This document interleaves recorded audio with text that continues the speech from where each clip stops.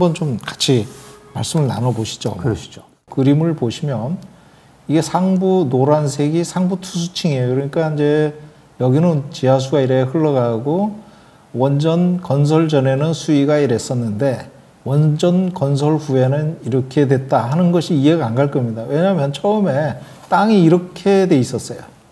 이걸 깎아가지고 이만큼 깎은 거죠. 그래가지고 33.5m 높이를 8.5m로 낮춘 거죠. 부지를 깎은 거죠. 그러니까 지하수가 많이 나올 수밖에 없었고 그것이 이제 한참 시간이 지나면서 이제 땅 밑으로 이렇게 흘러가면서 원전이 지하수로 둘러싸이게 된 거죠. 원전이.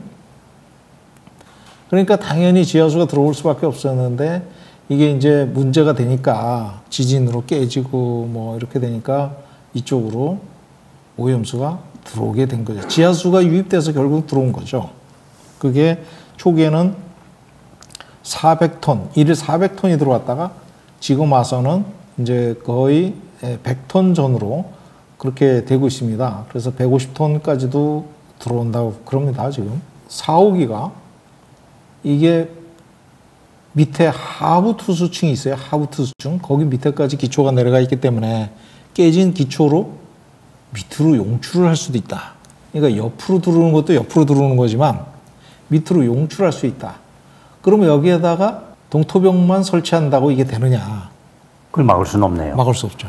밑에서 용출한다는 거는 몰랐으니까. 그렇잖아요. 네. 그리고 이걸 펌핑을 해가지고 미리 사전에 내보내겠다 이렇게 해가지고 지하수가 이렇게 이제 흘러갈 수 있도록 여기에 그 서브드레인을 설치했습니다. 서브드레인을 설치했는데 그것도 처음에는 모래만 있다 이래 생각을 해가지고 진흙이 일정 비율 포함되어 있었다는 걸 몰랐던 거죠.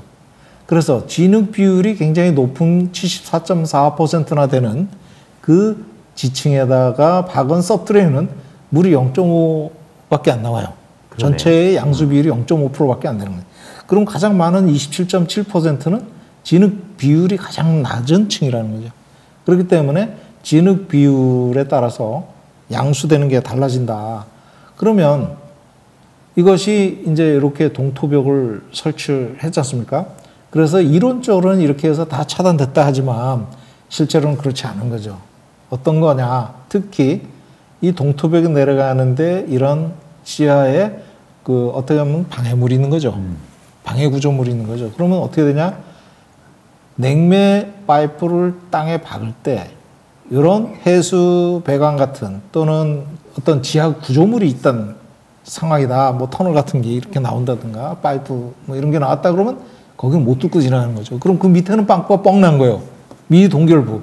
이쪽으로 다 비상하게 되는 거죠. 네. 막을 수가 없으니까 네. 구조물 때문에. 그래서 뭐 강아지 구멍이 됐든 곰이 들락날락할 수 있는 구멍이 됐든 그 크기에 따라서 이쪽으로 얼마든지 물이 들락날락하게 되는 상황입니다. 그래서 이게 동토벽 내측이잖아요.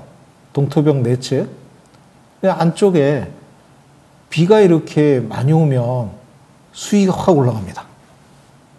근데 바깥쪽은 일정해요. 안쪽으로 들어온다는 얘기죠. 그러니까 이게 이쪽도 비가 와서 강수량이 많을 때는 또 확 올라가고 또 강수량이 없을 때는 또 확 내려가고 그러니까 바깥에 강수량에 긴밀하게 반응한다는 것은 동토벽이 차수벽 효과가 굉장히 떨어진다. 그거 당연히 있을 수밖에 없고요. 네. 또 한 가지는 이 동토 차수벽 하는 그 이 관들이요. 연속적으로 들어간 게 아니고 이 불연속적이잖아요. 빈 공간이 있다고요. 1m 간격으로. 그렇죠.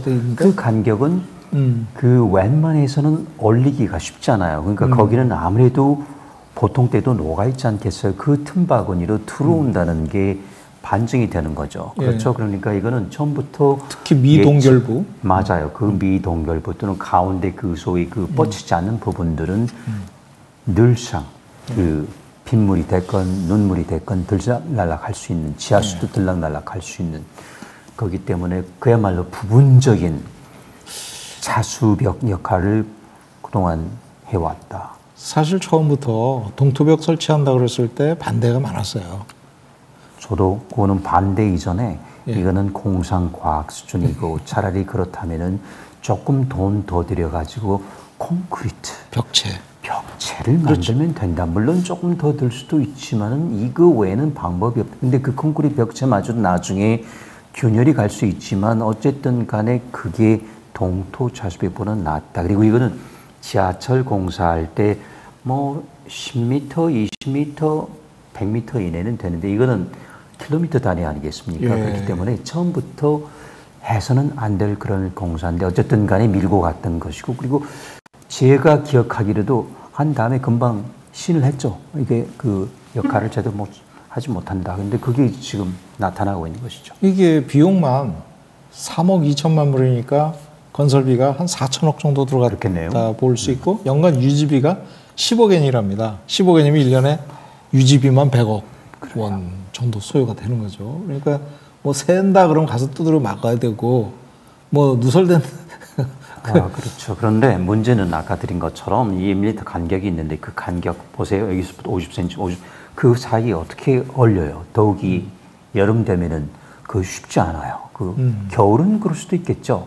그러니까 시당 초에 이거는 말이 안 되는 거다. 거기에 대한 대가를 치르는데 결국은 대가를 누가 치르게 되죠? 태평양이 치르게 된 겁니다. 결국 해양 생물이 그래서 된 거죠. 일본의 민간 자치문제연구소 이사인 효고 현의 자치문제연구소이지만 이분이 전문 분야가 재해지질학, 환경지질학, 암석학 이런 교수들이 모여있는 지학 단체 연구회라는 게 있다고 해요.